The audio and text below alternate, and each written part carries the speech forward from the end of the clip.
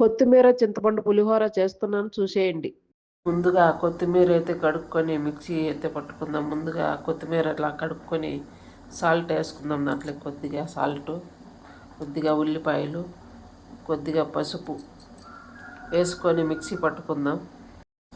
4 పచ్చిమిర్చి కూడా వేసుకుందామండి. వేసుకొని మిక్సీ పట్టుకుందాం వీటిని.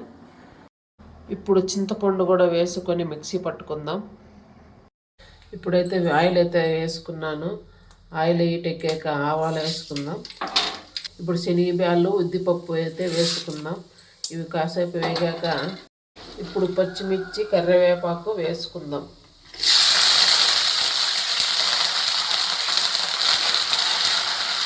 వేరుశనగ పప్పు కూడా వేసుకుందాం. వేసుకొని కాసేపు అయితే వేగనిద్దాం. ఇప్పుడు కొద్దిగా సాల్ట్ అయితే వేసుకుందాం. సాల్ట్, పసుపు కూడా వేసుకుందాం. వేసుకొని కాసేపు వేగనిద్దాం. ఇప్పుడు మిక్సీ పట్టుకున్న చింతపండు పేస్టు, కొత్తిమీర పేస్ట్ వేసి కాసేపు వేగనిద్దాం.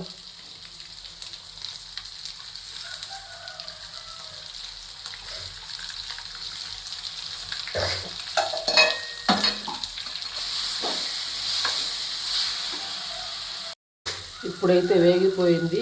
ఇప్పుడు రైస్ తీసుకొని చల్లారి పెట్టుకున్న రైస్లో వేసుకొని కలుపుకుందాం. ఇప్పుడు అన్నాన్ని అయితే చల్లారి ఇట్లా పెట్టుకున్నాను. ఇప్పుడు కొత్తిమీర పేస్టు అయితే వేసుకుందాం. చింతపండు, కొత్తిమీర పేస్ట్ అయితే వేసి కలుపుకుందాం.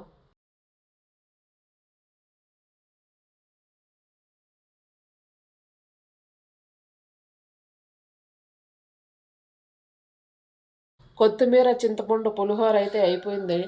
లాస్ట్లో అయితే కొత్తిమీర అయితే వేసుకొని టేస్ట్ అయితే చేసేద్దాం. ఫస్ట్ అయితే మా అబ్బాయి తింటున్నాడు. టేస్ట్ అయితే ఎలా ఉందో కనుక్కుందాం. ఎట్లా ఉంది బాబు టేస్ట్? సూపర్. ఇలా పట్టు. సూపర్.